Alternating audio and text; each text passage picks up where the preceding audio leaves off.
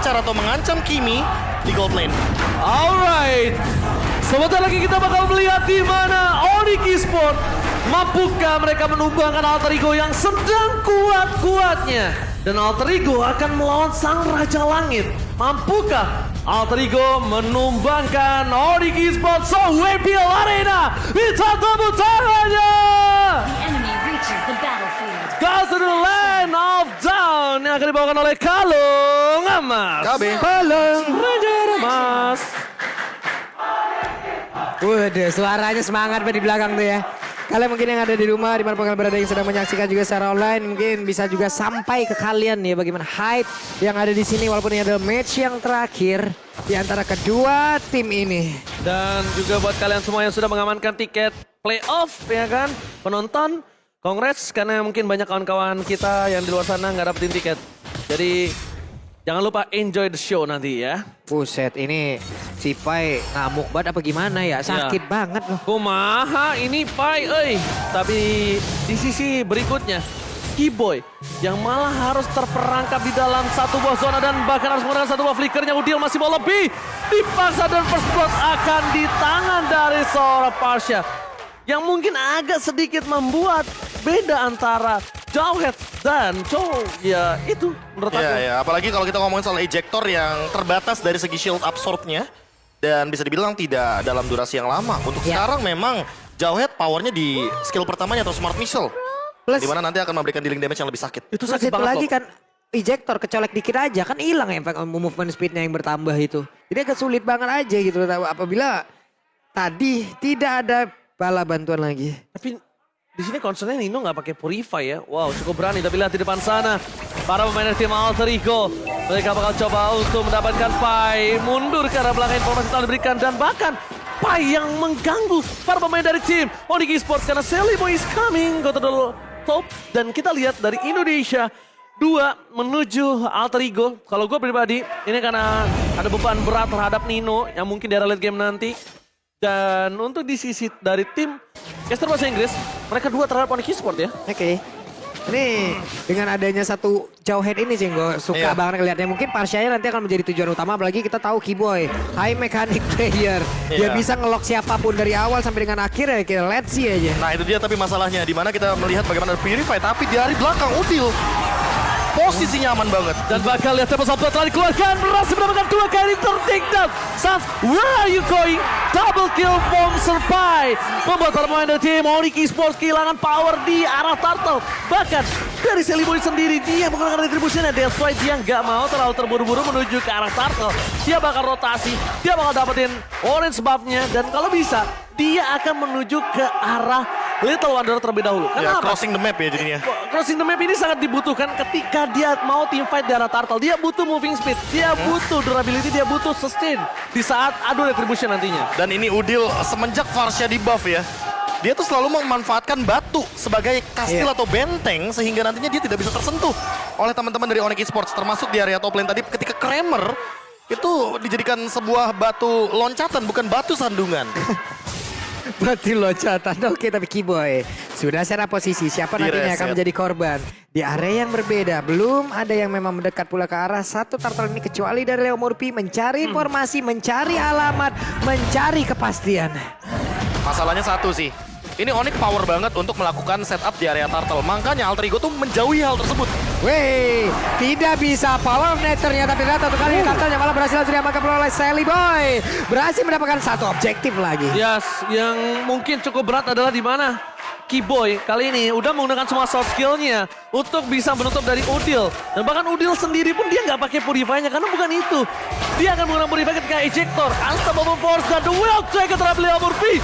Bakal coba dibalikan kembali ke arah dari Kyrie. Where are you going? Tim terlalu sakit dan bahkan Table Soundblade nggak bisa dihindari lebih dalam lagi. Satu hit terakhir, ejector is on point. Keyboy save the day. Ejectornya benar-benar berhasil mendapatkan 1 poin kill yang sangat mahal. Bahkan kalau tadi kalian lihat poin killnya nggak berhasil didapatkan Sally Boy dengan adanya killing spree. Iya, ditambah dengan Shunpo-nya. Itu benar-benar menyelamatkan Kyrie. Absorb shield damage yang benar-benar mematikan. Ketika tadi ada 1 damage deal yang terhalau. Dan Udil kali ini sudah mulai melakukan rotasi sepertinya. Oke, cewek versus everybody. Where are you going? Dan bahkan hilang di arah bottom lane.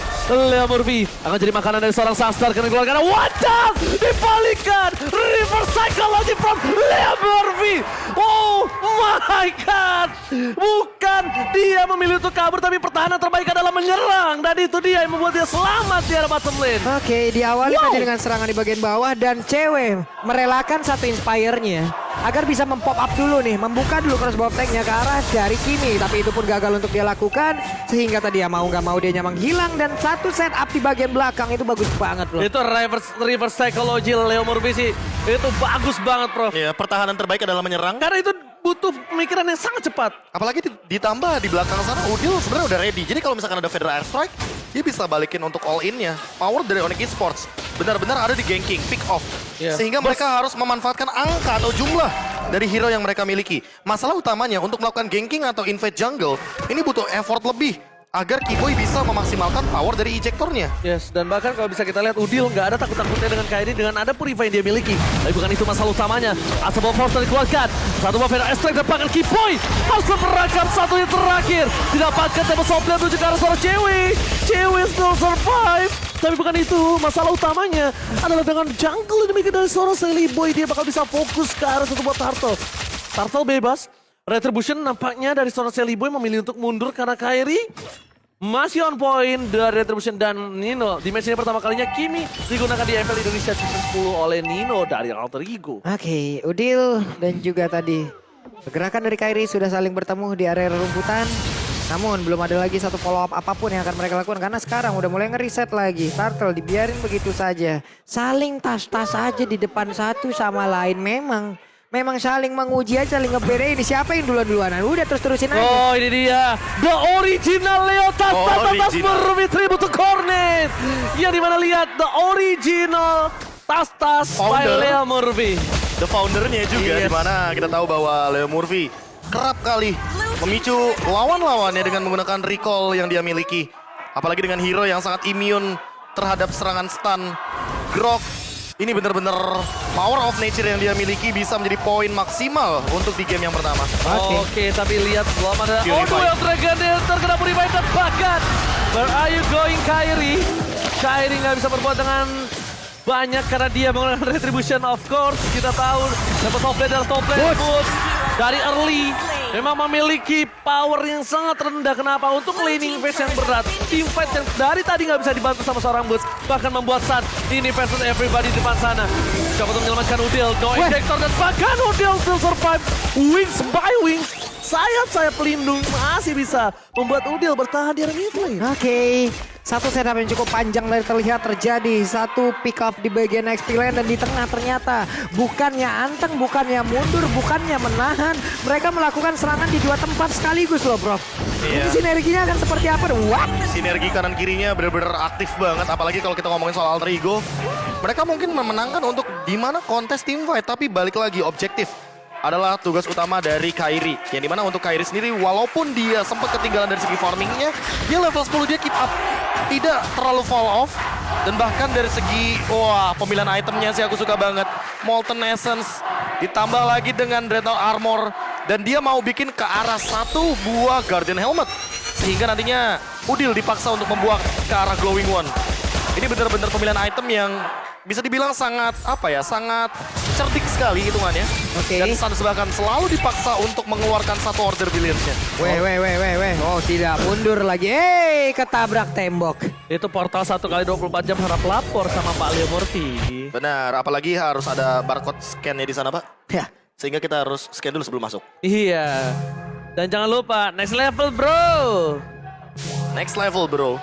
Sebuah Ora. stiker dari teman-teman Alter Ego untuk di stiker terbarunya kalian bisa langsung cek di dalam in-game. Sementara sekarang keseluruhan pemain mereka masih dalam posisi masing-masing. One-one-nya belum bisa melakukan banyak hal. Kali ini one-one-nya dipasangin dengan Inspire. Karena cewek sendirian sih yang gue lihat selama ini yang mau menukar spell dari one-one itu di MPL ID Season 10. Dari berbagai macam ataupun berbagai banyaknya player yang menggunakan one-one ya. Dia doang yang berani menggunakan flicker. Kadang dia pakai Inspire juga. Masalahnya di game kali ini entah kenapa aku melihat bagaimana Onyx Esports kesulitan ketika ingin melakukan serangan dari depan. Oh my god, Voltec berhasil dilakukan dan ternyata Purify ke arah belakang. Keyboy, cewek terbuka kelas Voltec, tidak bisa selamat lagi kembali hidup dan bahkan cewek dengan satu pecahan sombong hilang begitu saja. Darkening memang memberikan damage impact yang besar, tapi bukan itu masalahnya. Di mana permainan dari tim Alter Ego kali ini udah mulai bisa diatasi oleh tim Onyx Esports. Ini bagus banget sih, itulah tadi terlihat. Ada ejector, ada flicker yang mendadak langsung mengejutkan kita semua. Setupnya terjadi secara cepat, tapi di tengah satu central turretnya mau nggak mau harus direlakan. Gue suka Benar-benar banget permainan sih. agresif sih lebih tepatnya. Gua suka banget sih draft-draft seperti ini. Agresif banget. Apa itu takut? Apa itu? Gak berani team fight. Iya, kayaknya benar-benar Alter Ego Esports yang selalu bermain dengan 5 orang yang sama. Ini benar-benar udah menerapkan bahwa mereka nggak kenal takut, mereka mau main nabrak. Mereka tahu banget konsep power hero-nya mereka dengan menggunakan Kimi. Dia menangin ending phase lawan 1-1. Farsha teritorialnya tidak tersentuh. Lawan Lunox juga Lunox bakal kesulitan untuk menjangkau posisi dari Udil, Sirpai.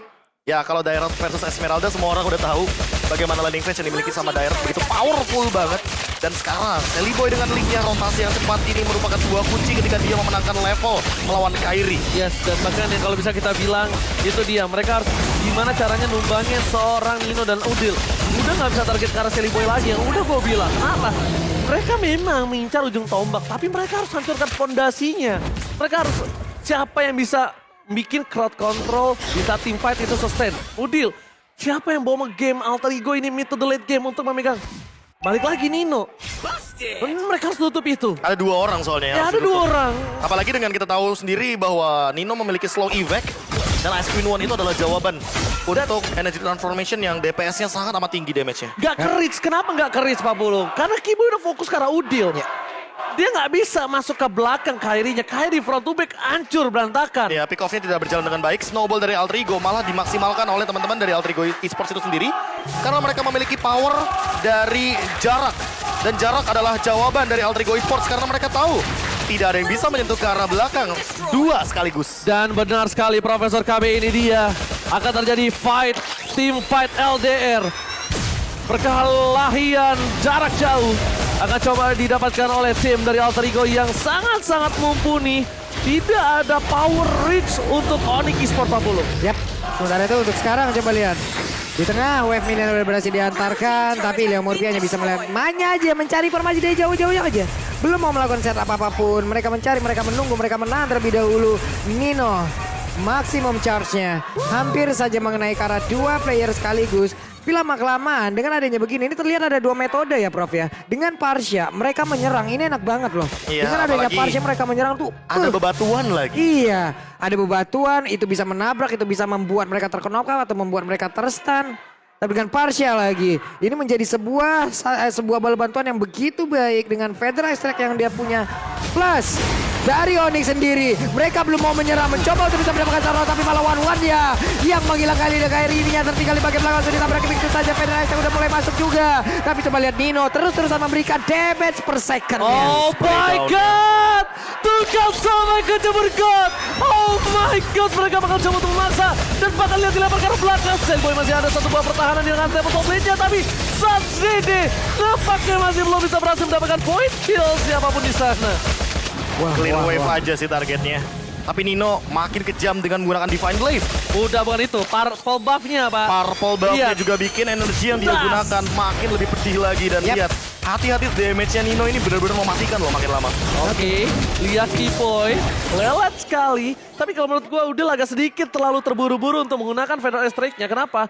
Dari segi jaraknya itu Onyx Esports masih punya power untuk clear. Gak masalah. Gak masalah. Patch terbaru, cooldown lebih cepat. Lightning Truncheon 10% cooldown reduction. Iya. Cukup harusnya. It's okay, no problem ya. Iya, apalagi dengan konsep permainan per 30 detik memberikan ini Feather Strike yang sangat burst damage. Clock of Destiny, Lightning Truncheon, lihat poke damage-nya. Kairi tiba-tiba setengah darah.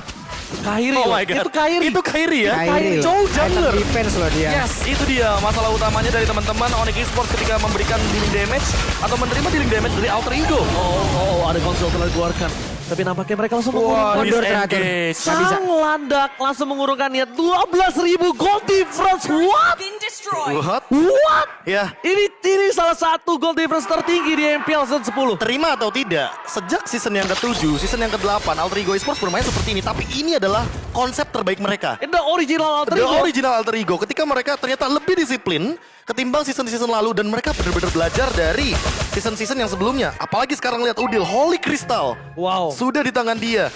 Untuk Magic Nino worship. sendiri, iya Nino udah punya Berserker's Fury. Jadi rasakanlah bagaimana magical damage yang begitu pedih dalam bentuk kritikal. Masalahnya Profesor, bukan itu. Masalahnya how cewek reach Udil, how cewek menggapai Nino. Ini nggak kalau bisa sih. bukan main di front to back, kalau Nah. dia bisa pecahkan front to backnya, satu hal yang bisa mereka tumbangkan adalah Pai ataupun Leo Murphy. Leo Murphy It's sih. Oke, nggak apa-apa dia numbangin romernya. Karena setelah benteng pertahanan dari tim Alter Ego nggak ada, backlinernya nggak punya badan lagi. Ya. Nggak punya badan lagi Pak Pulung. Ini mereka juga harus memikirkan efektivitas dari apa yang mereka punya dari Onyx ya. Karena ada satu winter pula di dalam tubuh dari Pai. Setidaknya dia maju ke bagian depan, dia hantarkan damage. Tapi dia masih punya defensif lagi.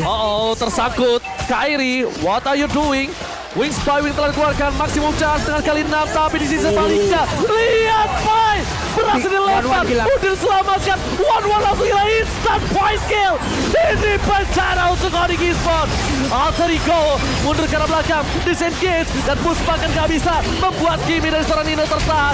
Dua orang telah mencoba menumbangkan Nino dan masih tidak sanggup. Alter Ego memasangkan diri di game yang pertama. The original gameplay from Alter Ego Esports. Gila cepet banget mainnya, ini berapa 1 CC yang udah mereka keluarkan. Ingat, bukan main early game, temponya yang cepat.